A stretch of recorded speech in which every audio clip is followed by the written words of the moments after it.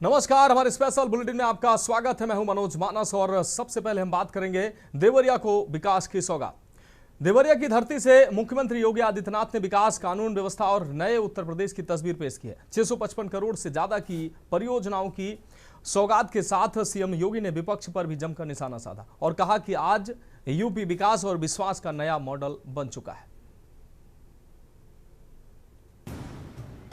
योगी सरकार में चहुमुखी विकास से सुसज्जित हो रहा उत्तर प्रदेश रोज नए आयाम लिख रहा है। यूपी में योगी सरकार हर उस काम को मुमकिन बना रही है जो पहले की सरकारों में नामुमकिन था। इसी कड़ी में शुक्रवार को सीएम योगी आदित्यनाथ देवरिया पहुंचे, जहां उन्होंने 655.45 करोड़ की 19 परियोजनाओं की सौगात दी। भीमपुर गौरा के समीप पोखर भिंडा में आयोजित जनसभा में मुख्यमंत्री ने 116.54 करोड़ रुपए की लागत से बनने वाली 8 परियोजनाओं का लोकार्पण और 538.91 करोड़ रुपए की 11 परियोजनाओं का शिलान्यास किया। देवरिया वासियों को सौगात देने के साथ सीएम योगी ने विरोधियों पर जमकर जुबानी वार किए। देवरिया में मुख्यमंत्री का अंदाज काफी आक्रामक दिखाई दिया। उन्होंने कहा कि आज महाराष्ट्र, जम्मू कश्मीर, तमिलनाडु, केरल और अरुणाचल देश के अलग अलग राज्यों में लोग उन्हें देखकर खुद योगी जी जय श्री राम कहकर अभिवादन करते हैं। ये विरासत और विकास का अद्भुत संगम आज यूपी की पहचान बन चुका है और इसीलिए जहां कहीं हम लोग जाते हैं, उत्तर, दक्षिण, पूरब, पश्चिम, अरुणाचल में जाएंगे या महाराष्ट्र के सुदूर किसी कोने में, जम्मू कश्मीर हिमाचल में हो या सुदूर तमिलनाडु और केरल में, जहां कहीं भी जाते हैं हम लोगों को देख करके जिस व्यक्ति को हिंदी नहीं आती वह भी हम लोगों को देख करके बोल पड़ता है कि योगी जी जय श्री राम। आप सोचो ना, जो बेचारा हिंदी नहीं जानता वह भी हम लोगों को देख करके जब अभिवादन करता है तो यही कहता है कि योगी जी जय श्री राम। कहीं आप चले जाइए, ये हमारी पहचान बन चुकी है। मुख्यमंत्री योगी आदित्यनाथ ने कहा कि एक समय ऐसा था जब उत्तर प्रदेश के लोगों को दूसरे राज्यों में अपने राज्य का नाम बताते हुए झिझक होती थी। उन्होंने कहा कि पहले यूपी की पहचान दंगों, माफिया और अपराधियों से होती थी। बाहर जाने पर लोग डरते थे कि कहीं यूपी का नाम सुनकर गलत नजर से न देखा जाए, लेकिन आज स्थिति बदल चुकी है। अब यूपी का नाम सुनकर लोगों के चेहरे पर सम्मान दिखाई देता है। सपा के समय यही पहचान क्या होती थी? गुंडे के रूप में होती थी, माफिया के रूप में होती थी। आप जाते थे देवरिया के बाहर, यूपी की बाउंड्री छोड़ करके जैसे आप चले गए, कोई पूछता था कहां से आए हैं।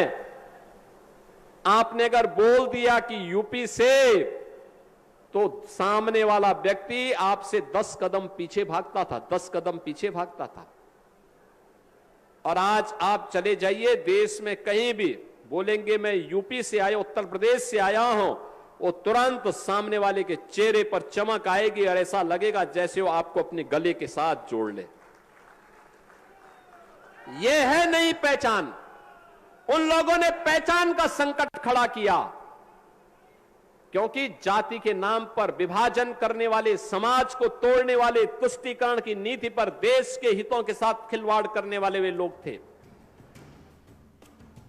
यूपी सीएम ने दावा किया कि उनकी सरकार ने कानून व्यवस्था पर सख्ती से काम किया है और अपराधियों के खिलाफ लगातार कार्रवाई की है। मुख्यमंत्री ने माफियाओं और अपराधियों पर कार्रवाई को लेकर भी बड़ा बयान दिया है। उन्होंने कहा कि अब प्रदेश में माफिया मिट्टी में मिल गए हैं और गुंडे पलायन कर गए हैं। जिससे जनता को आंख दिखाने की कोशिश की, वो अपने आप यमराज के घर पहुंच गया है। विकास को उन्होंने बाधित किया, जनता का शोषण किया, चेहरा देख करके योजनाओं का लाभ देते थे और अपने परिवार का पेट भरते थे। लूट मचा रखी थी। आज ऐसा कुछ नहीं है। माफिया मिट्टी में मिल गए, गुंडे प्लान कर गए और जिसने जनता जनार्दन को आंख दिखाने का प्रयास किया गया, वो अपने आप ही यमराज के घर भी सिधार गया है।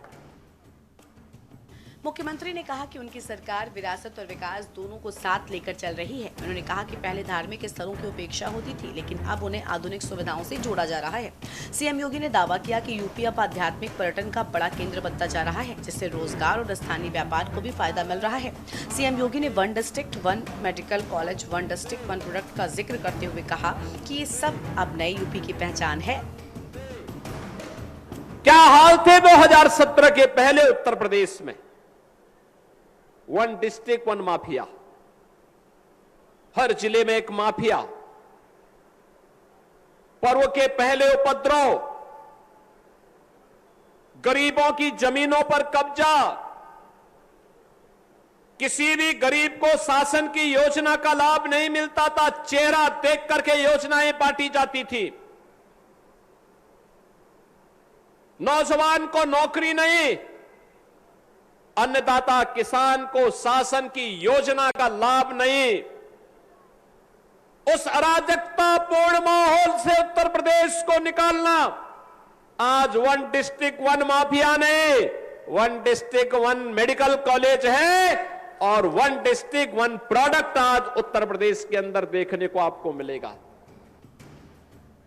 सीएम ने कहा, देवरिया का हम पर बड़ा एहसान है। 2022 में हमारी सभी 7 सीटों पर कमल को चुनकर हमें यहाँ की जनता ने जीत दिलाई थी। इसलिए मेरा शासन और जिला प्रशासन को साफ निर्देश है कि देवरिया की कोई भी योजना रुकनी नहीं चाहिए। स्पेशल डेस्क की न्यूज इंडिया। और अब हम बात करेंगे धामी सरकार रोजगार अपार। उत्तराखंड में सरकारी नौकरी की तैयारी कर रहे युवाओं के लिए एक बार फिर राहत और उत्साह बढ़ाने वाली खबर सामने आई है। राज्य में भर्ती प्रक्रियाओं को लेकर चल रहे सुधारों और पारदर्शिता के प्रयासों के बीच सरकार ने हाल ही में एक महत्वपूर्ण कदम उठाया है, जिसने युवाओं के भरोसे को और मजबूत किया है। राज्य के मुख्यमंत्री पुष्कर सिंह धामी ने एक कार्यक्रम में सिंचाई और कृषि विभाग में चयनित विभिन्न पदों के नव नियुक्त कर्मियों को नियुक्ति पत्र सौंपे हैं। इस मौके पर माहौल काफी उत्साहपूर्ण रहा, जहां चयनित अभ्यर्थियों और उनके परिवारों के चेहरे पर खुशी साफ झलक रही थी। मुख्यमंत्री ने सभी नव नियुक्त युवाओं को बधाई दी और उनके उज्जवल भविष्य की कामना करते हुए उन्हें पूरी निष्ठा और ईमानदारी के साथ अपने दायित्व निभाने की प्रेरणा दी। मुख्यमंत्री ने अपने संबोधन में इस बात पर जोर दिया कि आज के दौर में सरकारी सेवाओं में चयन का आधार पूरी तरीके से योग्यता और मेहनत बन चुका है। उन्होंने कहा कि अब वो समय नहीं है जब भर्तियों को लेकर सवाल उठते थे या युवाओं के मन में संदेह रहता था।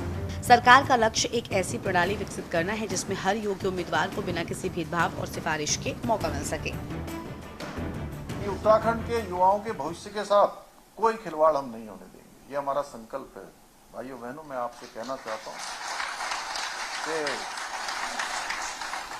मैंने 4 जुलाई 2021 को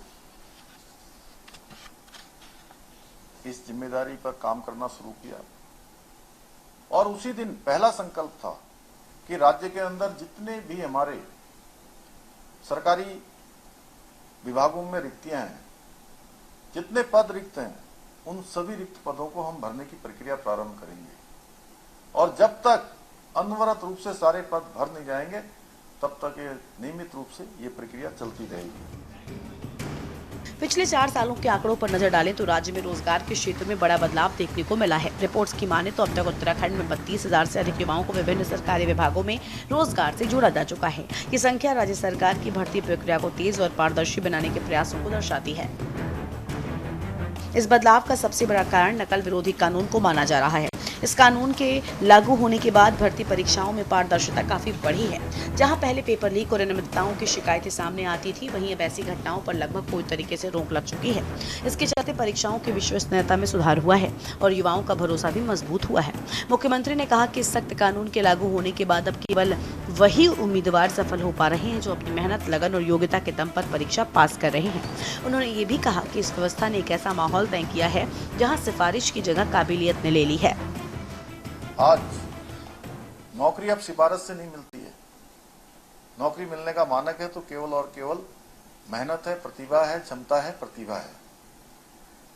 आज चयन पहचान से नहीं बल्कि प्रतिभा से होता है और जो लोग बरसों तक युवाओं के सपनों पर डाका डालते रहे, आज वही लोग, पारदर्शी प्रक्रिया जब हो रही है, गरीब माता पिता के बेटे और बेटियों का पारदर्शी तरीके से चयन हो रहा है, तो कुछ लोगों को ये रास नहीं आ रहा है और वो परेशान है इस प्रक्रिया को देखकर। उनको ये बर्दाश्त नहीं हो रहा है कि सामान्य परिवार का बेटा और बेटी बिना पर्ची के, बिना खर्ची के और बिना सिफारिश के उनको सरकारी नौकरी मिल रही है। पता नहीं आप ही लोगों में से भी कुछ लोग ऐसे होंगे जिन्होंने पहले भी परीक्षाओं में भाग लिया होगा, लेकिन प्रतिभा योग्यता होने के बाद भी कई बार चयन नहीं हुआ होगा। लेकिन अभी समय बदल गया।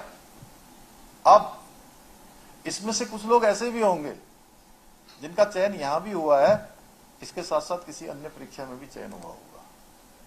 और मुझे बहुत सारे लोग ये नकल का कानून लागू होने के बाद राज्य के अंदर मिले जिनका चयन एक साथ 1, 2, 3, 4 और कुछ एक का तो 5-5 परीक्षाओं में एक साथ चयन हुआ है। आज स्थिति यह है कि राज्य के दूर दराज के क्षेत्रों के युवा भी बिना किसी डर के प्रतियोगी परीक्षाओं की तैयारी कर रहे हैं। उन्हें ये विश्वास है कि अगर वो मेहनत करेंगे और योग्य होंगे तो उन्हें सफलता जरूर मिलेगी। ये बदलाव न केवल भर्ती प्रक्रिया में सुधार का संकेत है, बल्कि ये भी दर्शाता है कि राज्य में प्रशासनिक व्यवस्था को मजबूत आधार दिया जा रहा है। सरकार का दावा है कि आने वाले समय में भी रोजगार सृजन और पारदर्शी भर्ती प्रक्रिया को प्राथमिकता दी जाएगी, ताकि अधिक से अधिक युवाओं को सरकारी सेवाओं में अवसर मिल सके। कुल मिलाकर ये पहल न केवल नौकरी पाने वाले युवाओं के लिए महत्वपूर्ण है, बल्कि पूरे राज्य के लिए एक सकारात्मक संदेश भी देती है कि अब भर्ती व्यवस्था में ईमानदारी और पारदर्शिता सर्वोच्च प्राथमिकता है।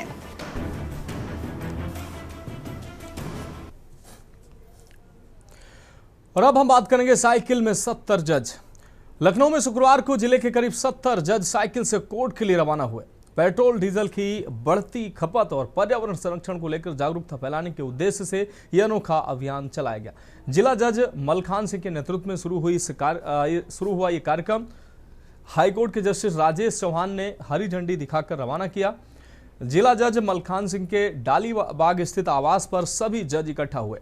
जिला जज के नेतृत्व में सभी जज आपको बता दें साइकिल से कोर्ट के लिए निकले। इस दौरान सभी जजों ने आम लोगों को ईंधन बचत और पर्यावरण संरक्षण का संदेश दिया।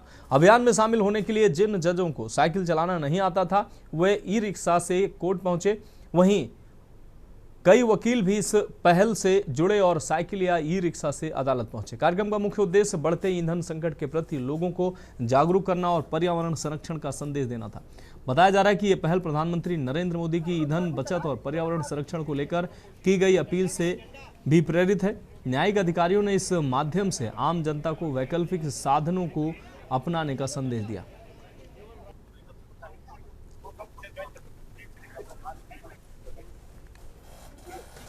तो पर्यावरण संरक्षण का संदेश दिया गया। पीएम मोदी की अपील से जुड़ी ये पहल 70 जज जो है लखनऊ में साइकिल से कोर्ट पहुंचे और लोगों को ये संदेश दिया कि राष्ट्र हित में डीजल, पेट्रोल और ऊर्जा की बचत की जाए। हाईकोर्ट के जज ने दिखाई हरी झंडी। जिला जज से लेकर हाईकोर्ट के जजों ने पर्यावरण संरक्षण का संदेश दिया। पीएम मोदी की अपील से जुड़ी ये पहल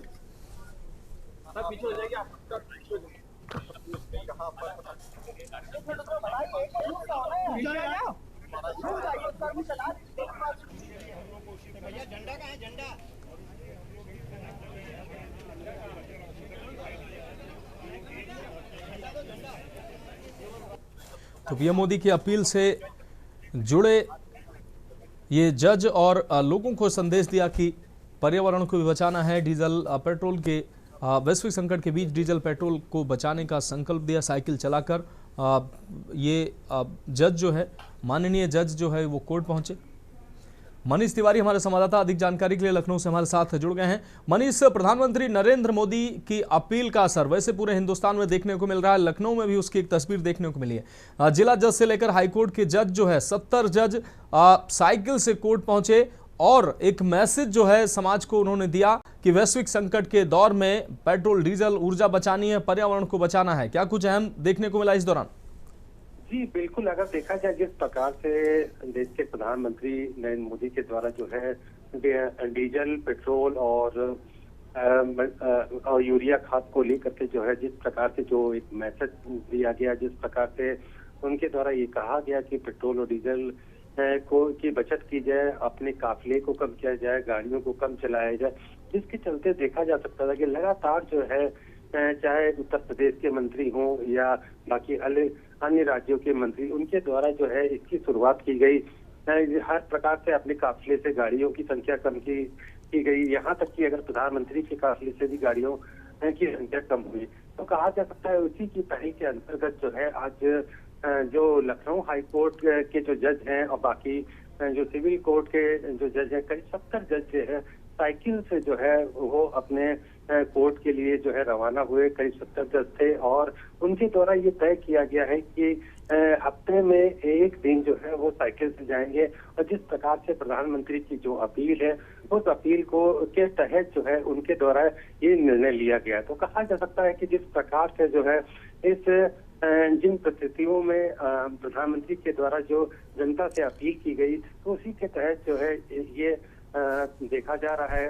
हालांकि मुख्यमंत्री के द्वारा भी ये कहा गया कि चाहे वो प्राइवेट संस्थान हो या सरकारी संस्थान हो, तो होम वर्क भी लोगों को करना चाहिए। कम से कम 2 दिन जो है घर से काम करना चाहिए, जिससे पेट्रोल और डीजल की बचत की जा सके। तो ये एक अच्छी पहल और जजों के द्वारा ये एक पहल साइकिल से कोर्ट जाना, ये एक बहुत ही अच्छा मैसेज गया इसी प्रधानमंत्री की अपील पर। और अब ये देखना है कि जिस प्रकार से आज जजों की पहल रही है, तो उसके अलावा जो अन्य विभाग हैं बाकी, तो उनके द्वारा भी जो है आने वाले समय में जो है इसकी शुरुआत की जा सकती है। जी हाँ बिल्कुल मनीष, इस तमाम जानकारी के लिए आपका बहुत बहुत शुक्रिया। तो हाईकोर्ट जज ने हरी झंडी दिखाकर इन जजों को रवाना किया, पर्यावरण संरक्षण को का भी संदेश लोगों को दिया। तो फिलहाल हमारे स्पेशल बुलेटिन में वक्त एक ब्रेक का है। ब्रेक के बाद हम बात करेंगे बंधक बनाकर की डकैती।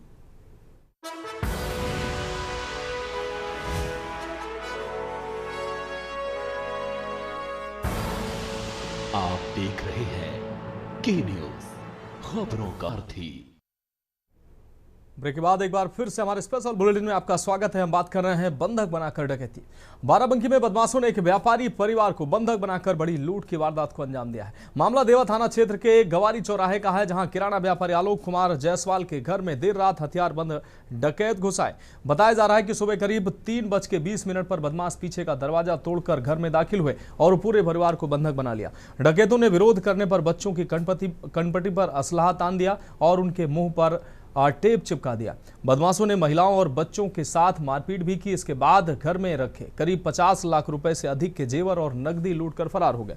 घटना की सूचना मिलते ही स्थानीय पुलिस मौके पर पहुंच गई है। पुलिस ने इलाके की घेराबंदी कर जांच शुरू कर दी है। वहीं फॉरेंसिक टीम भी मौके पर पहुंचकर साक्ष्य जुटाने में लगी हुई है। पुलिस आसपास लगे सीसीटीवी कैमरों की फुटेज खंगाल रही है और बदमाशों की तलाश में जुटी है। इस सनसनीखेज वारदात के बाद इलाके में दहशत का माहौल है। स्थानीय लोगों ने पुलिस गश्त बढ़ाने और जल्द आरोपियों की गिरफ्तारी की मांग की है।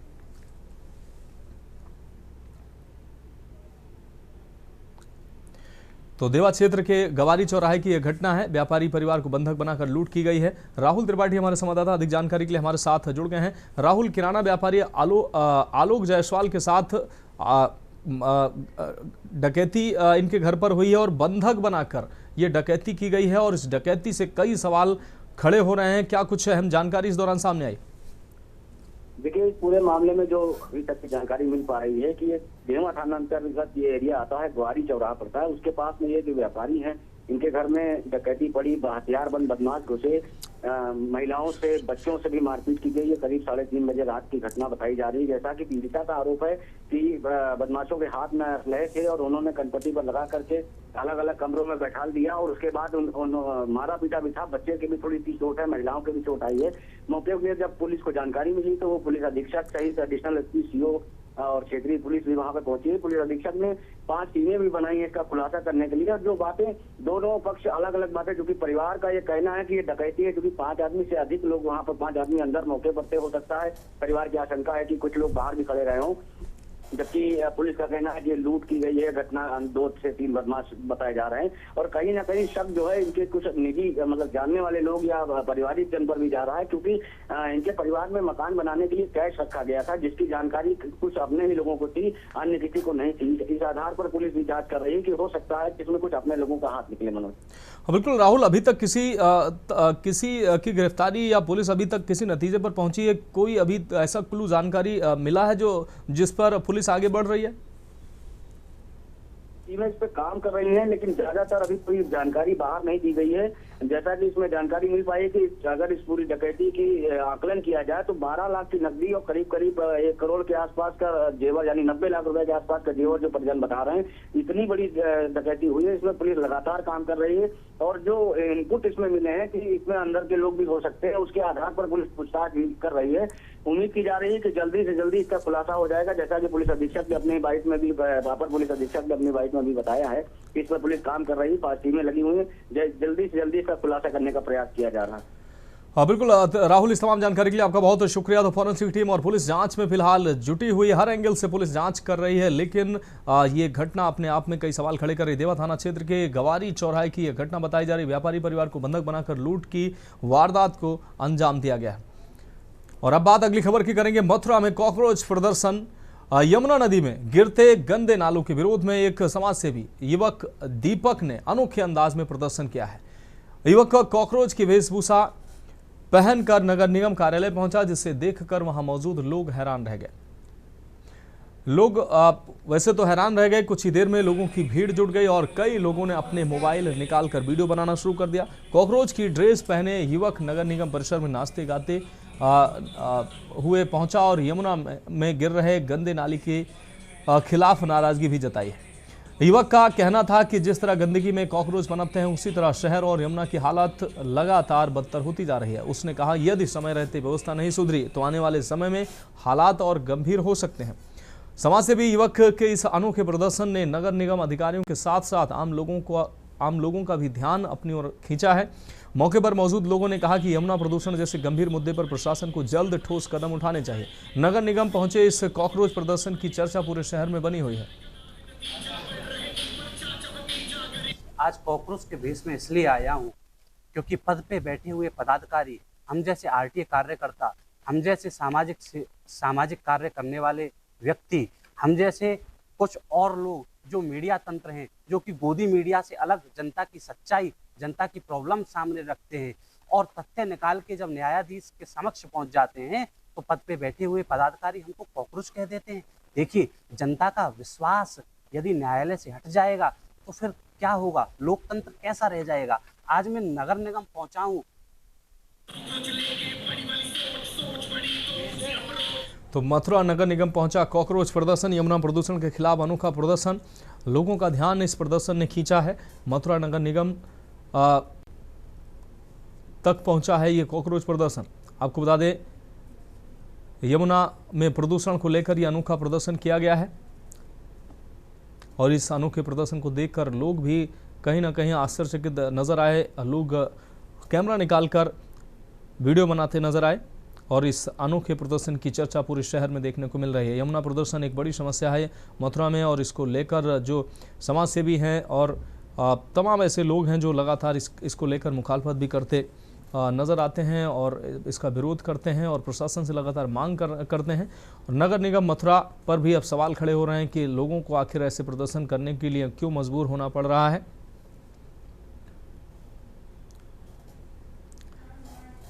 आस्था की प्रतीक यमुना को गंदगी मुक्त, प्रदूषण मुक्त करने का प्रयास आखिर प्रशासन, नगर निगम प्रशासन क्यों नहीं कर रहा है। और अब हम बात करेंगे गर्मी की मार, वन्य जीव लाचार।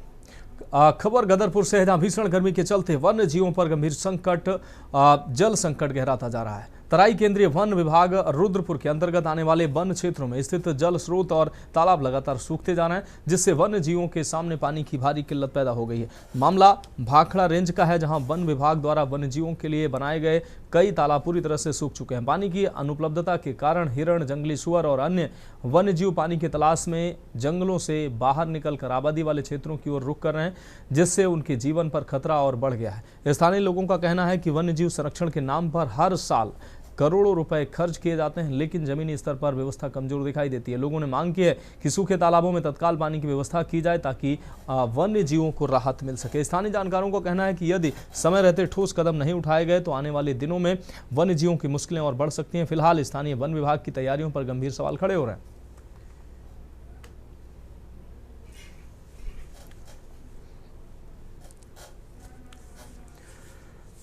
तो फिलहाल हमारे स्पेशल बुलेटिन में इतना ही। मुझे दीजिए इजाजत और आप देखते रहिए के न्यूज़ इंडिया।